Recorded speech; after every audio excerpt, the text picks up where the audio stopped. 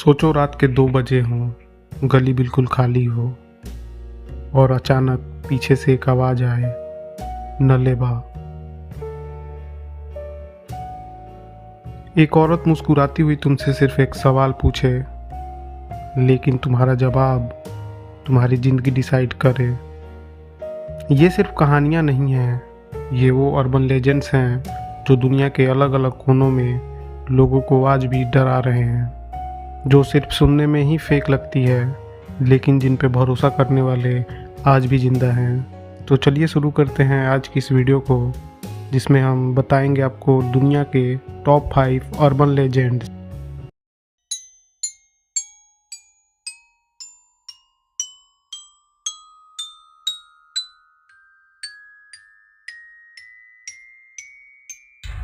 ला लोरोना, Mexico.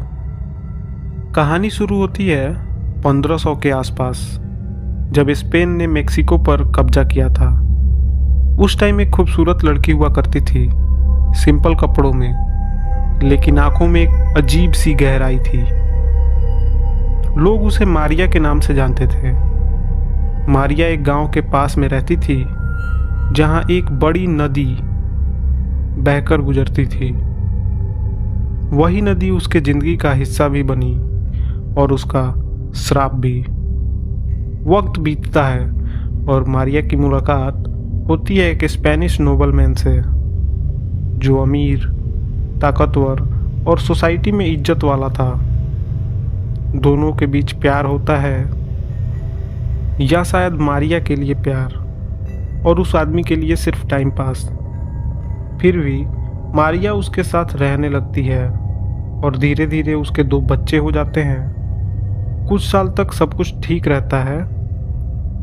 नदी के किनारे बच्चों की हंसी गूंजती है और मारिया खुद एक पूरी फैमिली में महसूस करती है। लेकिन कहानी यहीं से मोड़ लेती है। एक दिन मारिया देखती है कि वही स्पेनिश आदमी शहर में एक अमीर औरत के साथ शादी करके आ रहा है। बच्चों के सामने भी उसने मारिया को पहचानने से मना कर दिया। उस पल मारिया के लिए सब कुछ टूट जाता है, प्यार, इज्जत, फ्यूचर, सब। उस रात मारिया अपने बच्चों को लेकर नदी के किनारे जाती है। शाम हो गया था, पानी उज्ज्वली शांत था। कहानियों के हिसाब से उस वक्त मारिया की आंखों में आंसू नहीं थे, सिर्फ एक खालीपन था।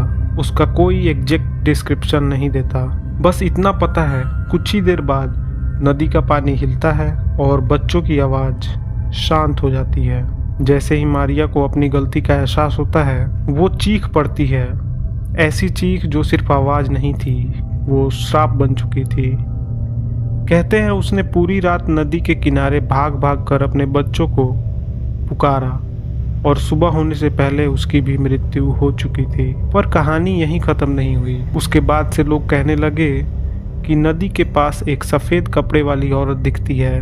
उसके बड़े बड़े बाल हैं जो चेहरे पे गिरे होते हैं, आंखें उसकी एकदम काली काली लगती हैं और आवाज़ बिल्कुल वही, मिस हिजोस, मेरे बच्चे। 1600 से 1700 के बीच में मेक्सिको के कई शहरों में रिपोर्ट आने लगती हैं कि ला लोरोना को लोगों ने देखा है। ला लोरोना नाम स्पेनिश से आया है। लरोर का मतलब होता है रोना। ला लोरोना मतलब रोने वाली औरत। उसे ये नाम इसलिए दिया गया क्योंकि कहानी के मुताबिक वह एक औरत है जो अपने बच्चों के लिए रात भर रोती है, भटकती है, अपने बच्चों को ढूंढती रहती है। जहाँ भी ला लोरोना दिखती है, वहाँ कुछ ना कुछ बुरा जरूर होता है। कहीं बच्चे बीमार पड़ जाते हैं, कहीं कोई नदी में गिर जाता है, कभी बस लोग डर के मारे घर से बाहर नहीं निकलते हैं, ना अपने बच्चों को निकलने देते हैं। माँ बाप अपने बच्चों को वार्निंग देने लगते हैं, रात को नदी के पास नहीं जाना वरना ला लोरोना आ जाएगी। वक्त के साथ कहानी लैटिन अमेरिका से आगे बढ़ती है। ग्वाटेमाला, वेनेजुएला, टेक्सास, कैलिफोर्निया, हर जगह हर वर्जन अलग पर कोर सेम, सफ़ेद औरत, रोना, नदी और बच्चे। सन 1900 के बाद ला लोरोना सिर्फ एक कहानी नहीं रहती, वो एक वार्निंग बन जाती है। कुछ लोग कहते हैं वो उन बच्चों को उठा के ले जाती है जो पेरेंट्स की बात नहीं मानते। ऐसा हो सकता है कि पेरेंट्स ने अपने बच्चों को डराने के लिए ऐसा कहा हो। और कुछ कहते हैं वो सिर्फ उन्हीं लोगों को दिखाई देती है जो गिल्ट में होते हैं। और कुछ लोग आज भी मानते हैं कि अगर रात के 12 बजे के बाद नदी के पास उसकी आवाज़ सुनाई दे और आवाज़ अचानक पास लगने लगे तो समझ लेना वो दूर नहीं है। आज के टाइम में भी मेक्सिको के कई गांवों में लोग रात को नदी के पास जाने के पहले सोचते हैं, क्योंकि ला llorona की कहानी सिर्फ भूत की नहीं है, यह एक माँ की पछतावे की कहानी है जो इतनी गहरी है कि उसने मौत के बाद भी उसे चैन नहीं आया। और शायद इसीलिए जब हवा में अचानक किसी औरत के रोने की आवाज़ गूंजती है तो लोग कहते हैं ला llorona अभी भी अपने बच्चों को ढूंढ रही है।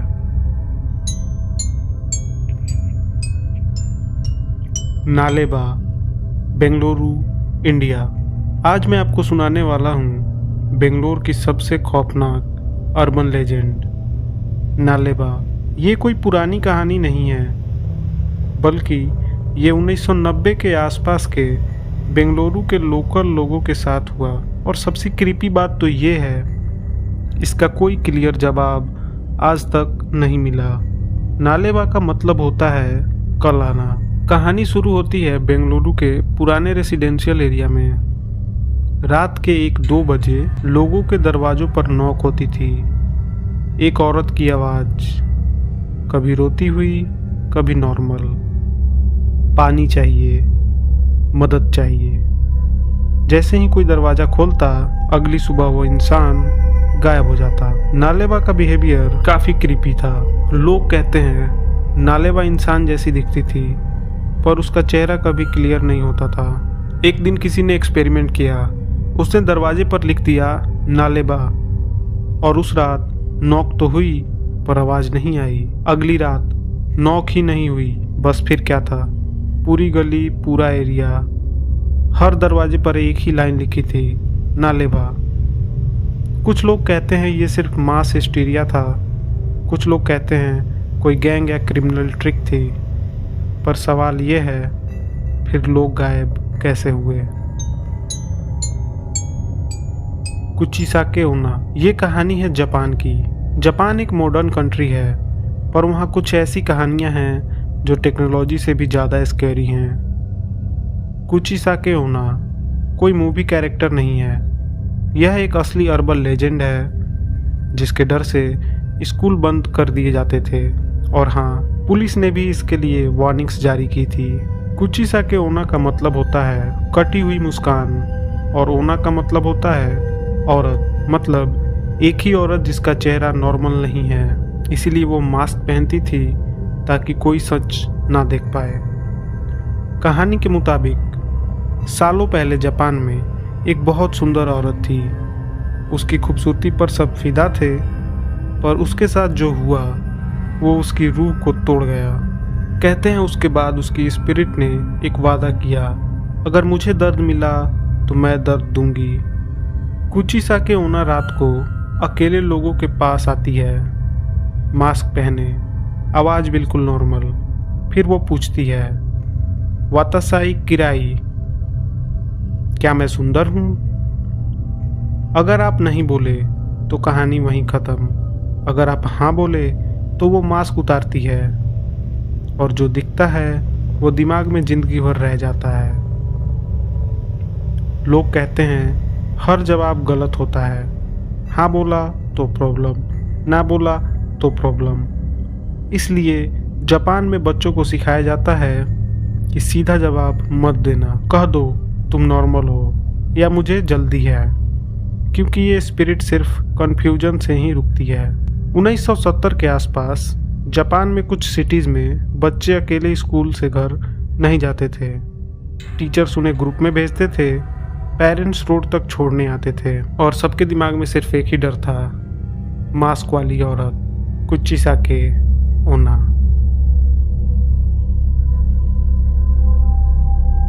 Bhangarh fort, Rajasthan, India.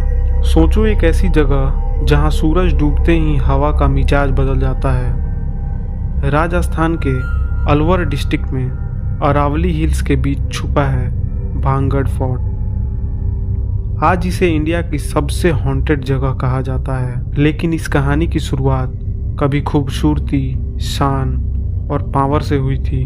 Timeline हमें ले जाती है 17th सेंचुरी में, जब राजा माधो सिंह, जो अजमेर के राजा भागवत दास के छोटे भाई थे, उन्होंने ही भांगड़ को बसाया था। यह सिर्फ एक फोर्ट नहीं था, बल्कि एक पूरा शहर था। बाजार, मंदिर, महल, सब कुछ परफेक्टली प्लान था। लोग कहते हैं भांगड़ उस वक्त इतना खूबसूरत था कि दूर दूर से लोग यहाँ बसने आते थे।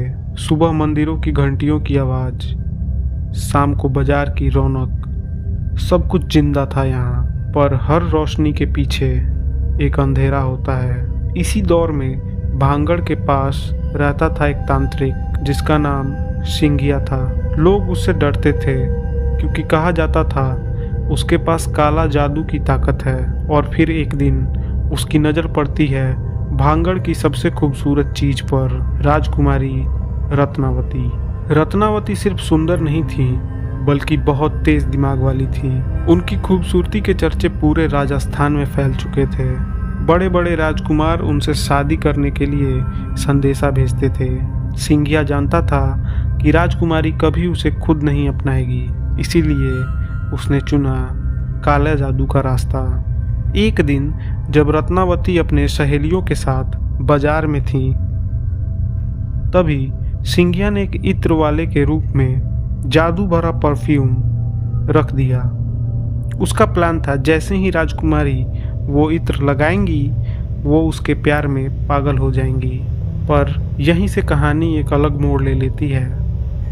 रत्नावती को कुछ अजीब महसूस होता है और वो जादू को पहचान लेती हैं। जैसे ही वो परफ्यूम को एक पत्थर पर मारती हैं, वो पत्थर घूमता हुआ सीधा सिंघिया पर जाकर गिरता है और उसी पल सिंघिया की मौत हो जाती है। लेकिन मरते वक्त वो एक श्राप देता है। कहता है भांगड़ का विनाश तय है, यहाँ कोई भी जिंदा नहीं रहेगा।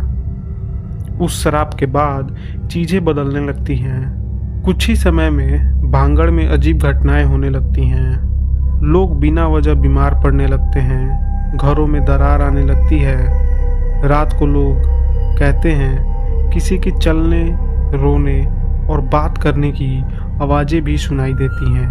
और फिर आता है वो दिन जब भांगड़ पूरी तरह बर्बाद हो गया। कुछ कहानियों के मुताबिक एक भयानक युद्ध होता है जिसमें शहर के लगभग सारे लोग मारे जाते हैं। कुछ लोग ये भी कहते हैं एक रात में ही पूरा शहर खाली हो गया, जैसे लोग अचानक गायब हो गए हों। अब आपके मन में एक सवाल आएगा कि शहर के लोग गायब हो गए, चलो ठीक है, पर राजकुमारी रत्नावती का क्या हुआ? इसका जवाब आज तक किसी को नहीं मिला।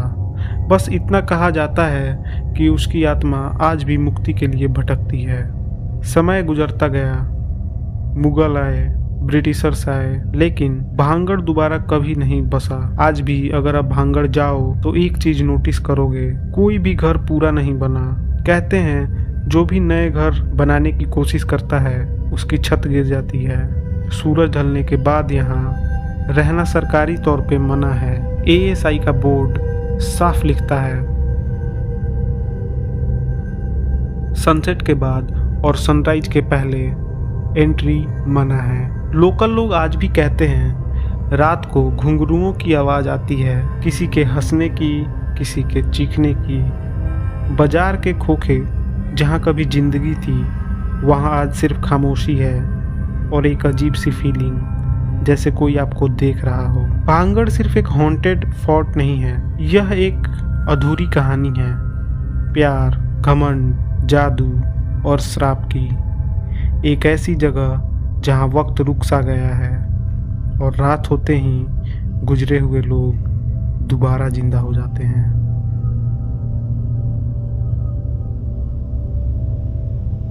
The वैनिसिंग hitchhiker. रात का वक्त था, रोड लंबी थी, खाली थी और हेडलाइट्स के आगे अंधेरा फैला हुआ था। गाड़ी की घड़ी ने ऑलमोस्ट 11:45 दिखाया। हल्की सी ठंड, रेडियो लो वॉल्यूम पर चल रहा था। ड्राइवर घर लौट रहा था, थका हुआ पर सेफ फील कर रहा था। तभी उसकी नज़र रोड के साइड पर पड़ी। एक लड़की खड़ी थी, सफ़ेद ड्रेस, बाल खुले हुए, चेहरा थोड़ा उदास, हाथ में कोई बैग नहीं, बस चुपचाप खड़ी जैसे किसी का वेट कर रही हो। ड्राइवर ने ब्रेक लगाए, दिमाग ने कहा इग्नोर कर, पर दिल ने बोला रात है, अकेली है। गाड़ी रुक गई, विंडो नीचे हुई। लड़की ने धीमी आवाज में कहा, can you drop me home? आवाज नॉर्मल थी, चेहरा भी नॉर्मल था, बस आंखों में थकान थी या शायद कुछ और। वो गाड़ी में बैठ गई। सीट पर बैठते ही उसने एड्रेस बताया, शहर के उस हिस्से का जगह जहां ओल्ड हाउसेस थे, ग्रेवयार्ड के पास। गाड़ी चल पड़ी। कुछ मिनट तक दोनों चुप रहे। फिर ड्राइवर ने कैजुअली पूछा, इस टाइम पर अकेली क्यों हो? लड़की ने हल्की सी मुस्कान के साथ बोला, मुझे लेट हो जाता है अक्सर। उसकी आवाज़ में न डर था, न गुस्सा, न खुशी, बस खालीपन। रोड पर हवा और ठंडी हो गई। ड्राइवर को अजीब सा फील होने लगा, जैसे कार के अंदर टेम्परेचर गिर रहा हो। जब उसने साइड में देखा, लड़की चुपचाप विंडो के बाहर देखती रही। कुछ ही देर में गाड़ी उस एड्रेस के पास पहुंच गई। एक पुराना सा घर, लाइट बंद, गेट थोड़ा सा खुला। ड्राइवर ने गाड़ी रोकी और कहा, यहीं? कोई जवाब नहीं। उसने साइड में देखा, सीट खाली थी, लड़की वहां नहीं थी। ना डोर खुला, ना आवाज, ना कोई मूवमेंट, बस खाली सीट और एक ठंडी सी हवा। ड्राइवर का गला सूख गया, दिल जोर जोर से धड़कने लगा। उसने तुरंत गाड़ी से उतरकर आसपास देखा। रोड बिल्कुल खाली, कोई फुट स्टेप नहीं, कोई शैडो नहीं, सिर्फ वो पुराना घर। हिम्मत करके उसने गेट नॉक किया। कुछ सेकंड्स बाद बुजुर्ग औरत ने दरवाज़ा खोला। ड्राइवर ने घबराते हुए पूछा, यहाँ कोई लड़की रहती है? औरत का चेहरा बदल गया। वह धीरे से बोली, कौन? ड्राइवर ने लड़की का डिस्क्रिप्शन दिया। सफ़ेद ड्रेस, यंग, शांत सी। औरत की आंखों में आंसू आ गए। वो बोली, वो मेरी बेटी थी। 10 साल पहले इसी रोड पर उसका एक्सीडेंट हो गया था और वो उसी एक्सीडेंट में मर गई। वो भी इसी तरह रात को घर लौट रही थी। ड्राइवर का दिमाग सुन्न हो गया। औरत ने आखिरी लाइन बोली, तुम अकेले नहीं हो, हर साल कोई न कोई उसे यहाँ छोड़ कर जाता है। और यहीं से द वैनिसिंग हिचहाइकर की कहानी सिर्फ एक शहर तक लिमिटेड नहीं रही। हिचहाइकर का मतलब है क्योंकि वो लिफ्ट मांगती थी। वैनिसिंग का मतलब है क्योंकि वो बीच सफ़र या एंड में गायब हो जाती है। टाइम बदलता है, सेम कहानी अलग कंट्रीज में रिपीट होने लगती हैं। कभी यूएसए के हाईवेज पर, कभी यूके के कंट्री साइड में, कभी यूरोप के स्नोई रूट्स पर, कभी एशिया के सुनसान हाईवेज पर। हर जगह सेम पैटर्न। द वैनिसिंग हिचहाइकर की सबसे क्रीपी बात, इस कहानी में लड़की डरती नहीं, कभी अटैक नहीं करती, बस घर पहुंचना चाहती है और फिर गायब।